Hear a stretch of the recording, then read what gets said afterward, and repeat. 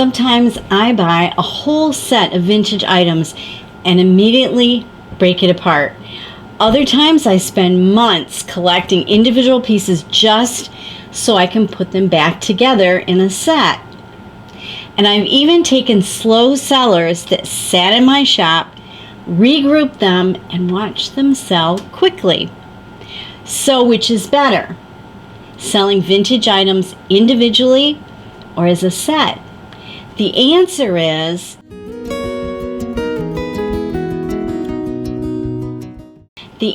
is whichever way your buyer is most likely to buy them, because the way you group your inventory can affect not only how much money you make, but whether it sells at all.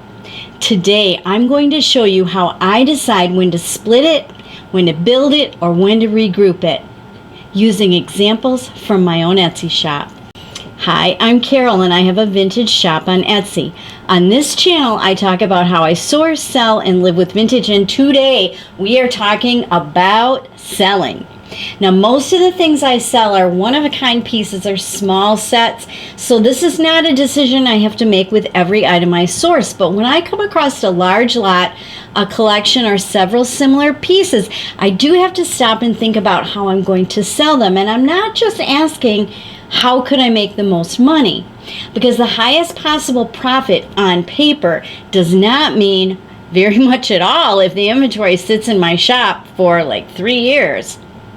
I'm really asking, how is the customer most likely to want to buy this? Sometimes they want one very specific piece. Sometimes several pieces are more useful together, and sometimes the inventory is fine, but the way I'm offering it is just not working. So for me, the decision usually comes down to 3 possibilities: split it, build it, or regroup it.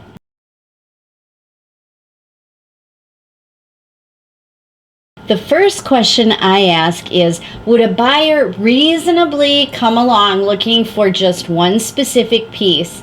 Because sometimes buying a large lot and separating it is exactly what makes the most sense. A good example from my shop is Wade Whimsies. I bought a large lot of them on Facebook Marketplace several years ago, and there were quite a few duplicates in the group. But someone shopping for Wade figurines doesn't necessarily want the whole collection the way I sourced it. They may be looking for one specific animal, they may be replacing one they lost, or they might be trying to fill a hole in a collection that they already have. So those made sense to sell individually. The same idea applied when I bought almost an entire alphabet of Alpha Block bears, and later when I sourced a large group of Danbury Mint teddy bears. Each bear had enough individual identity that someone might be looking for a particular one. And with the Alpha Block bears, a buyer might want a certain letter or to build a certain name, or they might be drawn to a particular character. And no, I did not create 25 different listings from scratch. I used variations in listings to make the process manageable. And that matters too, because I also have to think about how much work I'm creating for myself. If selling 25 items individually means researching, photographing, measuring, writing, and managing 25 completely separate listings for very little return, it may not be worth it. But if each piece has its own identity, there's individual demand, and I can organize the listing efficiently, splitting up the group just makes sense. So when I look at a collection, I ask myself, is someone likely to search for just one particular piece in this collection? Does each item have its own name, number, letter, character, color, or pattern? Are collectors trying to fill gaps? And is the value of selling them individually worth the extra effort? When those answers point toward the individual piece, I split the set.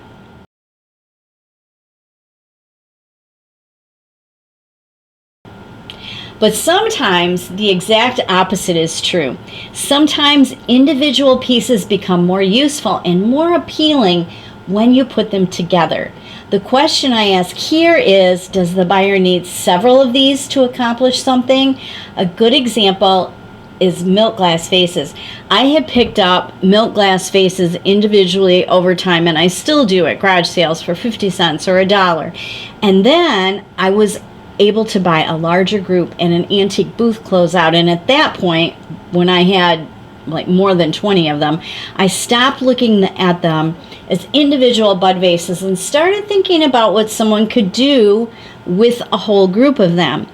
And I had seen people shopping for collections of milk glass vases for weddings and receptions, so I put together a set. They were not all identical, but that was part of the appeal. Together, they became a ready-made collection that someone could spread across reception tables for centerpieces. And that changed what I was selling. I was no longer selling one inexpensive milk glass vase. I was selling wedding decor. I was selling a group of centerpieces.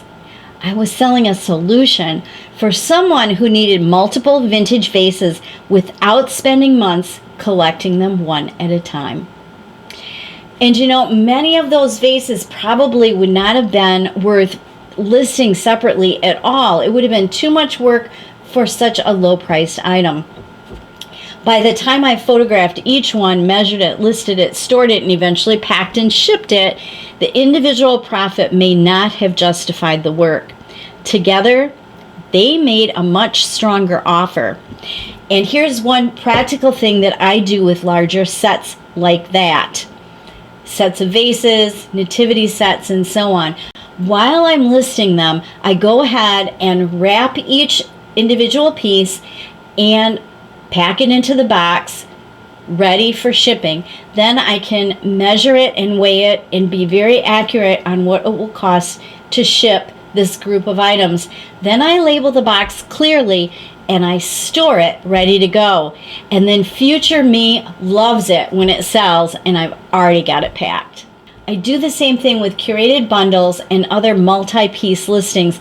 Once I know those pieces belong together, I keep them together, and whenever practical, I get them packed ahead of time. A much smaller example of building a set is something I just did recently. I had one small unsigned glass bird paperweight that was really not special on its own. And then I was out thrifting and I found another similar little glass bird. And immediately I thought, now I have a pair. Neither one necessarily needed to be part of a large collection, but together they make more visual sense. They feel more intentional. And I think they have a better chance of selling as a pair than either one would have had on its own.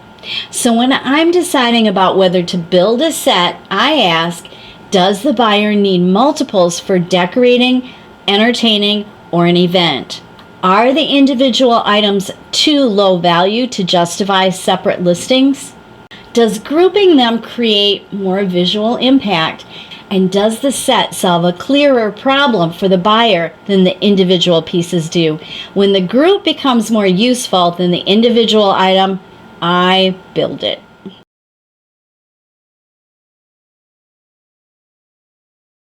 Then there's a third situation, and I think this one is especially useful when you already have inventory just sitting in your shop.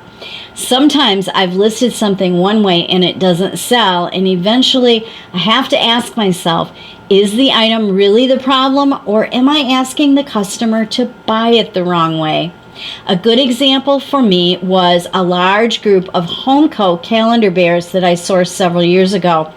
I didn't have the complete collection, so first I just listed all the bears individually, and they were slow sellers. I might have only sold one or two. Eventually, I changed the way I was offering them. Instead of asking the buyer to choose one little bear at a time, I grouped most of them into small sets of 2 or 3, and I gave the groupings little theme names or connection names so they felt more intentional. And they sold out very quickly. Now, I can't tell you exactly why the new format works so much better. Maybe the small sets felt more giftable. Maybe they looked more interesting together. Or maybe 2 or 3 bears felt like a better value than one, especially when shipping is considered. Or maybe the grouping simply gave the buyer a clearer reason to want them. But whatever the reason, the new format worked. And that taught me something I try to remember with my slow sellers. Sometimes the item was not necessarily a bad sourcing buy, and the price may be fine, the photos may be okay, the item itself may be perfectly good vintage inventory. The problem may be in the offer. Could two slow sellers become a pair? Could several related pieces become a small collection? Could something that feels insignificant on its own become more useful, more giftable, or interesting when it's grouped with something else? Now, I don't mean here to randomly throw unrelated inventory together just to get rid of it. The grouping has to make sense. But when the items already have a natural connection, changing the way they're offered can completely change how the buyer sees them. And this is also where I think realistic profit matters more than theoretical profit. Maybe I have 10 items, and technically I could make more money if every one of them sold individually.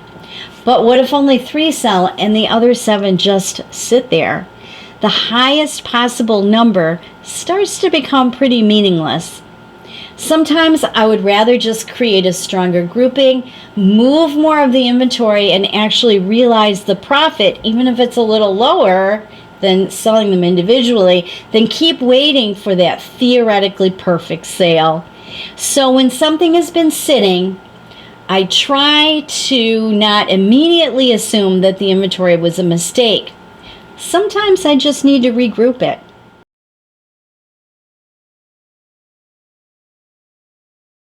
I think one of the easiest mistakes we can make as resellers is assuming that the way we acquired something is the way we have to sell it.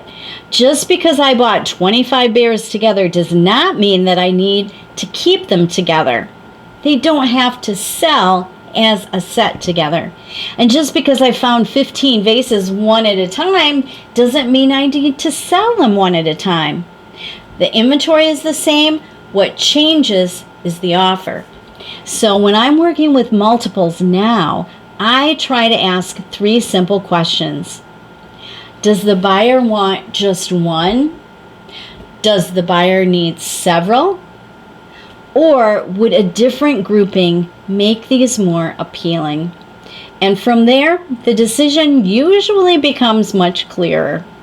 Split it, build it, or regroup it. I'd love to hear how you handle this in your own shop. Have you ever bought a set and broken it apart, or collected individual pieces until you had a set? Or maybe you've taken something that was not selling, regrouped it, and finally found the right buyer. Share your experiences down in the comments, because I think this is one of those areas where there really isn't one single right answer. And sometimes seeing how other resellers handle similar situations gives the rest of us a completely different way to look at our own inventory. Thanks for being here today.